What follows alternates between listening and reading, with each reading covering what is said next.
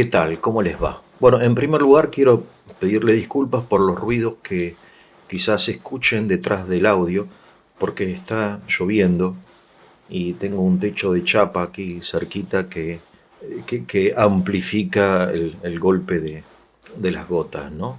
De esta lluvia otoñal.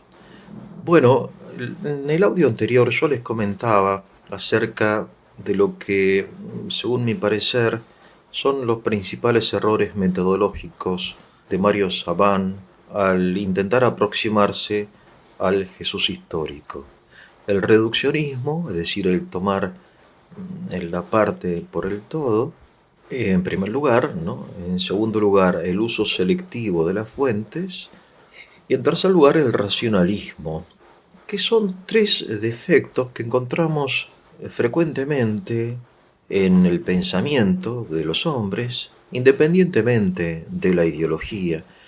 También lo encontramos dentro de la iglesia, lo encontramos quizá en nuestro propio corazón, ¿no? Por eso no se trata de criticar, sino de prestar atención, ¿no? A estos mecanismos que son tan habituales y casi inconscientes, ¿no? Que utilizamos para afirmar tal o cual cosa. Bien, entonces me pareció interesante seguir un poco acerca de esto. Hay un autor también muy popular, el señor Antonio Piñero, que trabaja en el mismo ámbito, ¿no? O sea, él habla sobre los orígenes históricos del cristianismo, tiene muchos videos en la web. Es en este caso un hombre de ciencia, ¿no? Aunque sus conclusiones no son científicas, sino que siempre están como condicionadas por su propia creencia, ¿no? O descreencia. A la pregunta si la fe condiciona la lectura del Evangelio, hay que responder que sí, obviamente. El creyente lee el Evangelio con los ojos de fe. Pero la incredulidad también lo condiciona, porque el incrédulo no va a aceptar a priori, todo aquello que en el Evangelio sea sobrenatural, o divino, o celestial, o revelado. Siempre va a tender a reducir el Evangelio y la persona de Jesús a un fenómeno, a un hecho, ¿no? Histórico, absolutamente natural, ¿no? Sin embargo, Piñero dice que hay algo extraordinario en el cristianismo, que no es la persona de Jesús, sino es el resultado del encuentro de la prédica de Jesús con el mundo de su época, ¿no? Digamos que al unirse el judaísmo de Jesús con la civilización de su época, algo explotó, ¿no? Algo surgió nuevo que es el cristianismo. De modo que no es Jesús el fundador del cristianismo, sino que es el cristianismo el que fundó a Jesús, ¿no? Es un poco esta la idea de estos autores, ¿no? Que son muchos, hoy está de moda, ¿no? Desenmascarar, digamos, ¿no? El auténtico rostro del Jesús histórico. Es decir, parece que, en fin, es algo un poco como de carácter más bien oculto, ¿no? Como el Código Da Vinci y todas estas leyendas, más o menos apoyadas en datos científicos o directamente inventadas, ¿no? Bien. Entonces Jesús no fue nada original. Piñero insiste que no hay nada original en la prédica ni en la persona de Jesús. Lo original es la época en la cual él vivió, ¿no? O sea, es como que la pólvora grecolatina y el fuego judío se encontraron históricamente, produciendo una explosión que nosotros llamamos cristianismo, ¿no?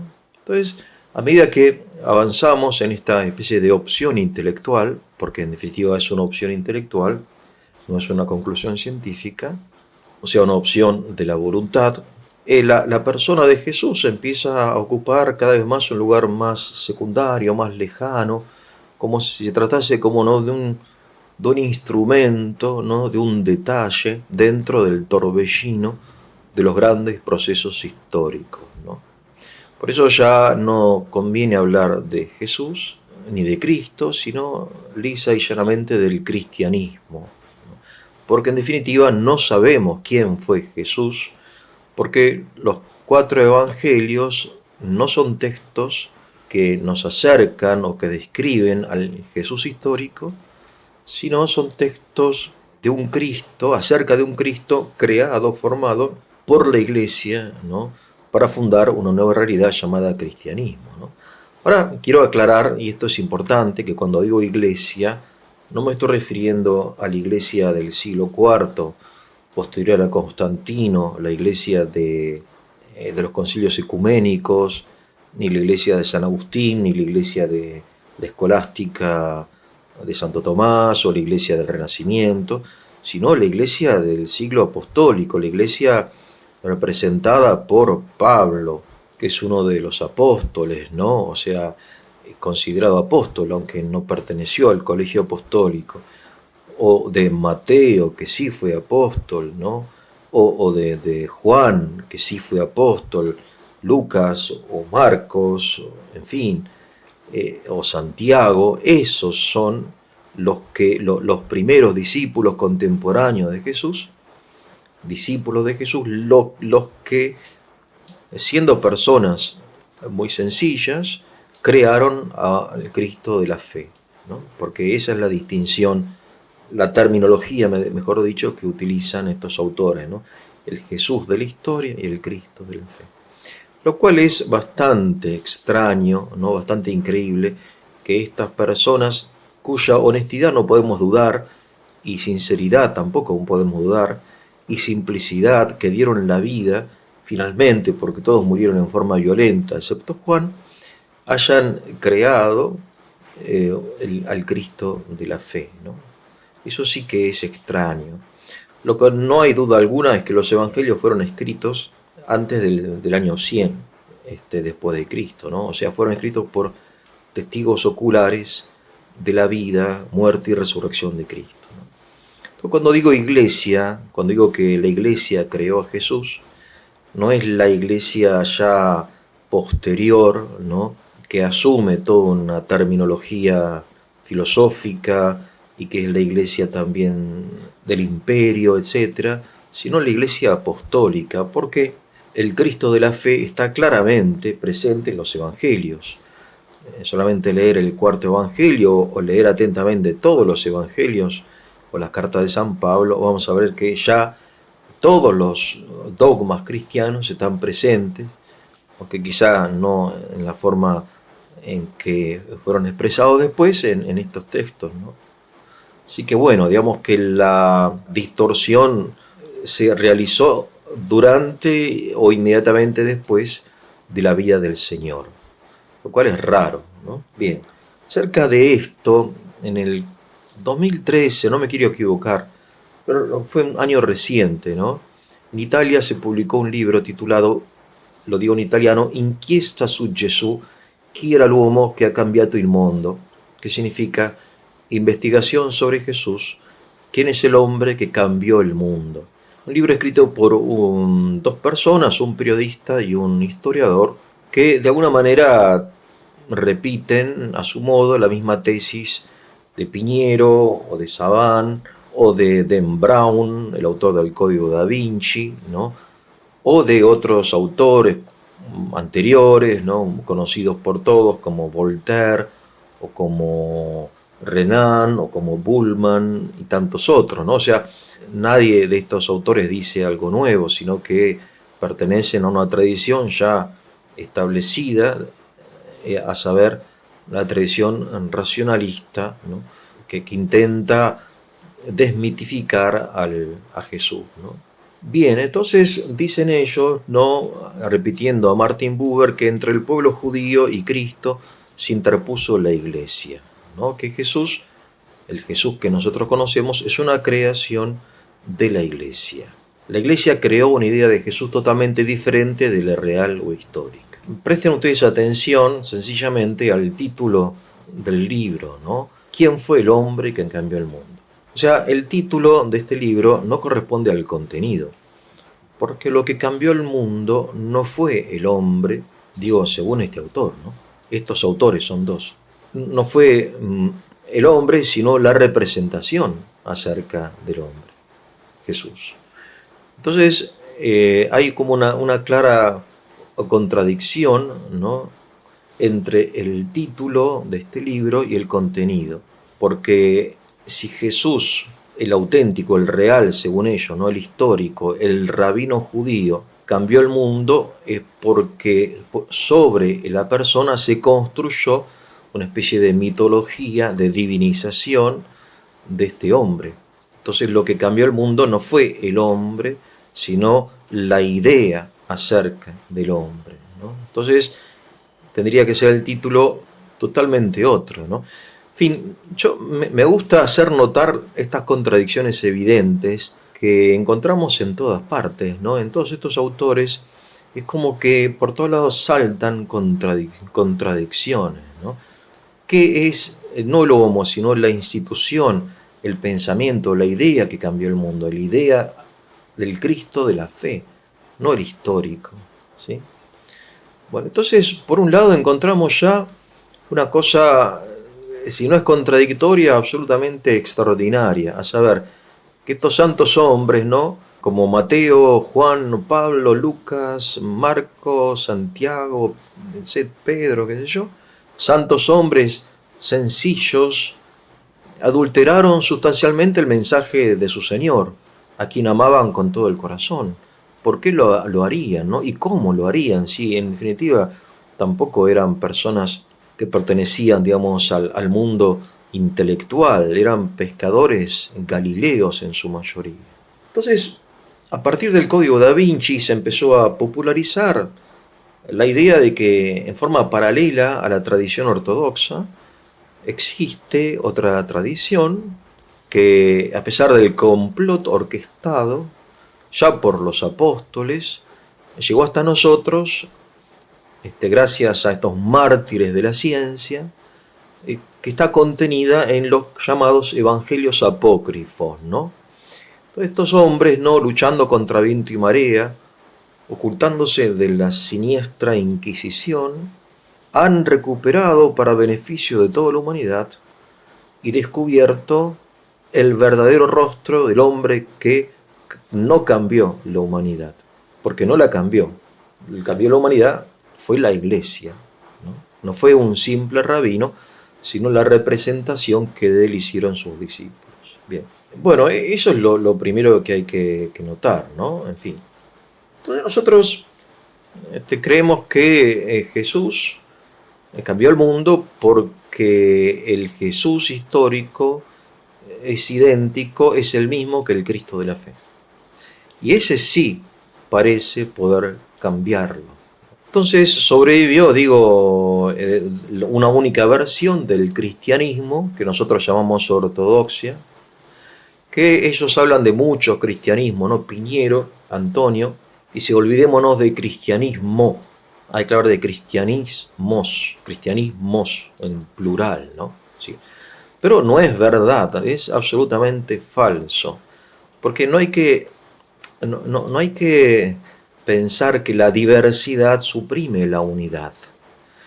Si ustedes leen, por ejemplo, el Evangelio de San Juan y las cartas de San Pablo, superficialmente, pueden llegar a pensar que Juan y Pablo pertenecen a religiones distintas, que Juan pertenece a la religión del Logos, ¿no?, de la palabra, que es Dios, y está junto a Dios y se hizo carne, es la religión del Logos, ¿no?, el culto al Logos, y Pablo pertenece a la religión del Redentor, del Salvador, ¿no?, del Cordero, del sacerdote. Lo mismo sucedía en la época de los judíos. Había 4 corrientes principales en el judaísmo, ¿no? Una corriente ligada al culto divino del templo, ¿no?, que eran los saduceos, una corriente ligada a la moral, a la ley, al estudio, a la interpretación, no tanto a la liturgia cuanto a la predicación en las sinagogas, ¿no?, que es el fariseísmo. Había otra corriente judía ligada a la política, ¿no?, a la reconstrucción del pueblo de Dios, a la teocracia, que es toda una tradición auténtica dentro del judaísmo, que eran los celotes, y otra tradición ligada al cristianismo, al judaísmo místico, interior, ascético, que son los esenios. Pero no es que uno sea judaísmo y el otro no, sino que son diversas formas, diversos acentos de una misma y única religión, ¿no? Lo mismo sucede con el cristianismo. Por eso se equivoca Piñero cuando habla de cristianismos, ¿no? En fin, sí, hubo siempre herejías, ¿no? Como las que recoge algunos evangelios apócrifos, pero que no son cristianas, sino que están fuera del cristianismo, aunque usen el nombre de Cristo, ¿no? O sea, usar el nombre de Cristo lo usan todos, ¿no? También los brasileros, esto de la Iglesia Universal de Dios, utilizan el nombre de Cristo, pero es más bien una secta supersticiosa que habla de cosas absolutamente no evangélicas, y así, etcétera, ¿no? El padre Cantalamessa, que es un sacerdote muy meritorio, predicador del Vaticano, especialista en el tema del Jesús histórico, ¿no? Que es un tema que dentro del catolicismo ha tenido un gran desarrollo a partir del siglo XIX y sobre todo en el siglo XX, ¿no? En parte como respuesta a la teoría de Renan, ¿no? En su vida de Jesús y en fin, a todo esto, ¿no?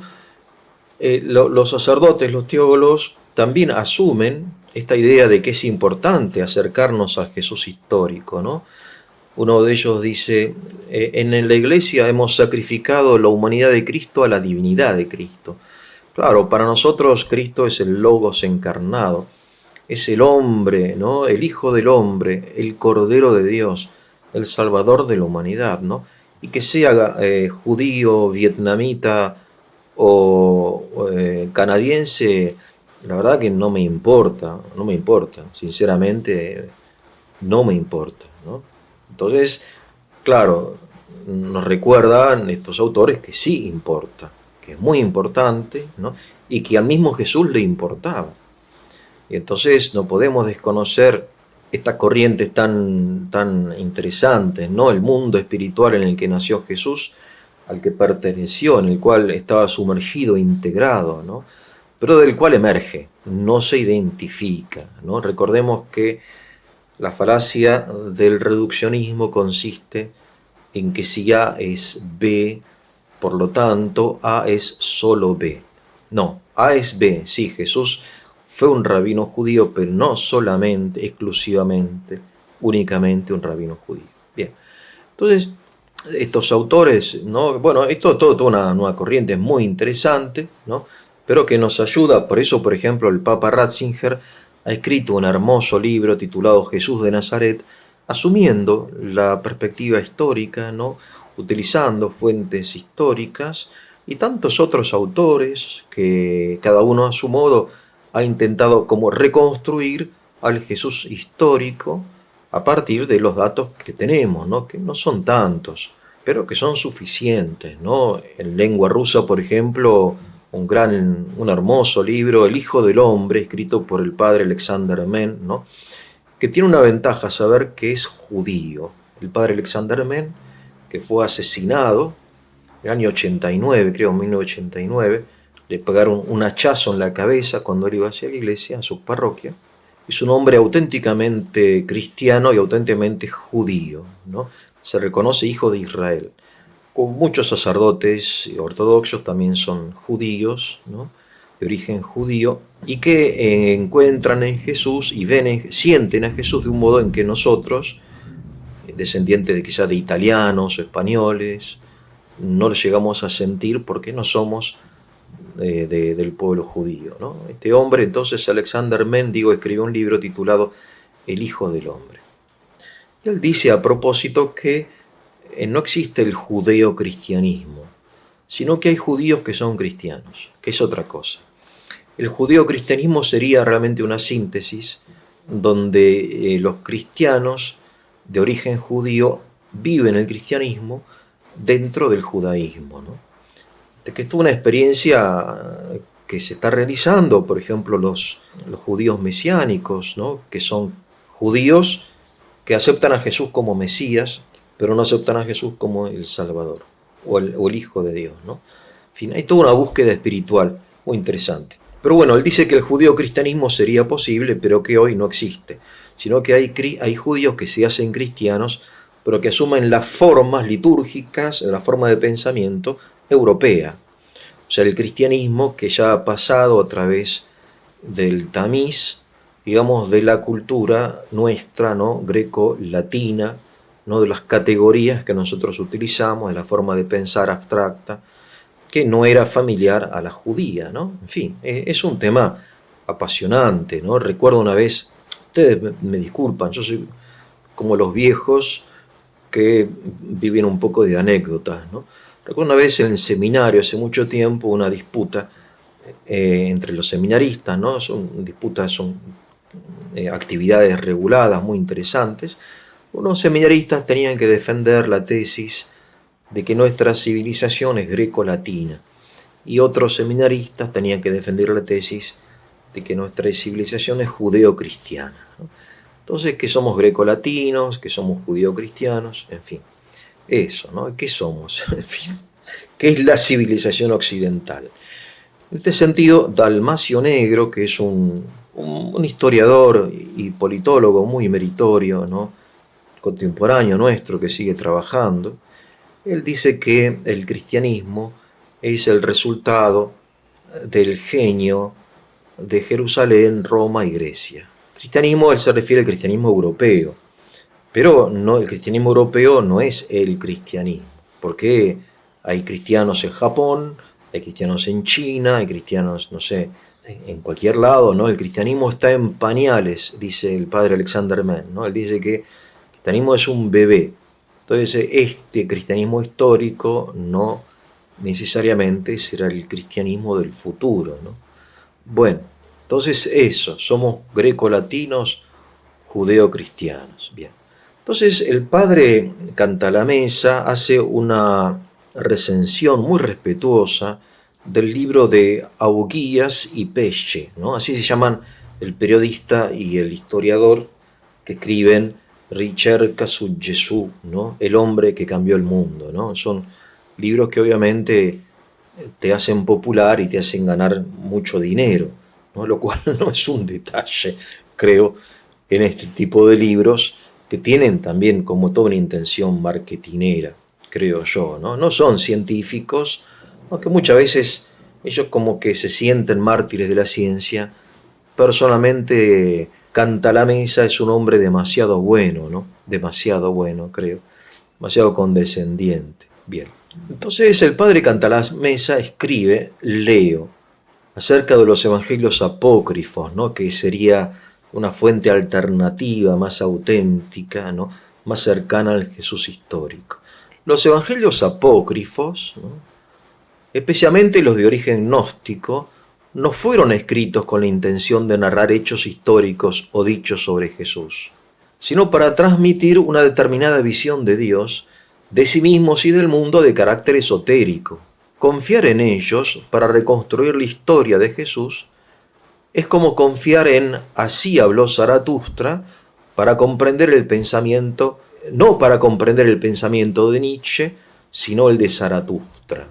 Es un buen ejemplo, ¿no? O sea, Nietzsche, cuando escribe Así habló Zaratustra, le importa nada la doctrina, la persona de Zaratustra, sino que utiliza a Zaratustra como un instrumento concreto, literario, para transmitir su propia enseñanza, la de Friedrich Nietzsche, ¿no? Bueno, de modo semejante, los apócrifos utilizan este recurso que siempre fue utilizado y que se seguirá utilizando, lo utilizan mucho hoy en Internet, de utilizar un personaje conocido, una autoridad conocida, para contar su propia historia, ¿no?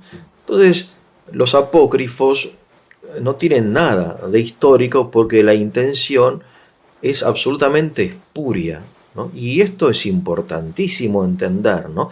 Por eso la idea de que los apócrifos traen lo que los canónicos, ¿no? Evangelios no traen, es lisa y llanamente un disparate. Bien, después Auguías y Pesce insinúan relaciones homosexuales entre los apóstoles, ¿no? Bien, claro, no podía faltar. ¿Cómo puede faltar entre los apóstoles las relaciones homosexuales, ¿no? ¿Dónde la encuentran? Bueno, habría que preguntarle, o había que leer el libro, ¿no? ¿No? Gastar retina, como me decía un profesor, gastar retina en esto. Pero Cantalamessa, que es un hombre lleno de caridad, ¿no? Dice, este fenómeno tiene una explicación, ¿no? Esto de buscar relaciones homosexuales entre los apóstoles. Siempre ha existido una tendencia a revestir a Cristo con el disfraz de la propia época o ideología. En el pasado, por discutibles que fueran, se trataban de causas graves y de gran alcance. Cristo idealista, Cristo socialista, Cristo revolucionario, ¿no? Claro, en fin, Che Guevara, ¿no? Nuestra época, obsesionada por el sexo, no puede concebir en él otra cosa que no sean problemas sentimentales, ¿no? Claro, ¿cómo no va a haber una historia sentimental o un tipo de unión sexual cuando nosotros vivimos en el pansexualismo, ¿no? Entonces, claro, creo que haber combinado una visión periodística abiertamente alternativa con una visión histórica también radical y minimalista, ha conducido a un resultado global inaceptable, no solo para el hombre de fe, sino también para el historiador, ¿no?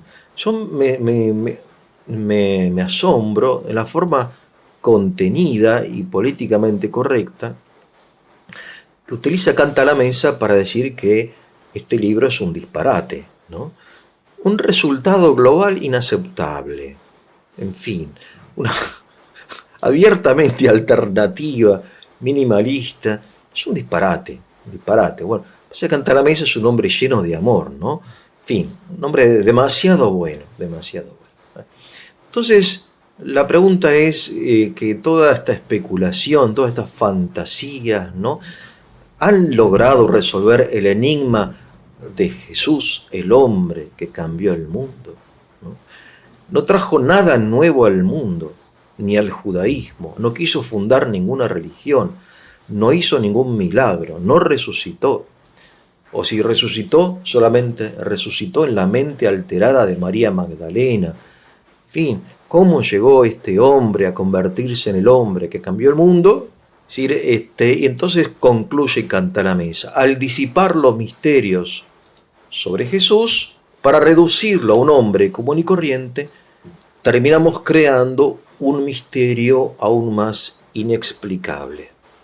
Bueno, con esto termino. Si fue de su utilidad, les voy a pedir que lo compartan, le pongan el like, se suscriban al canal para su difusión, que tengan un muy, pero muy buen día.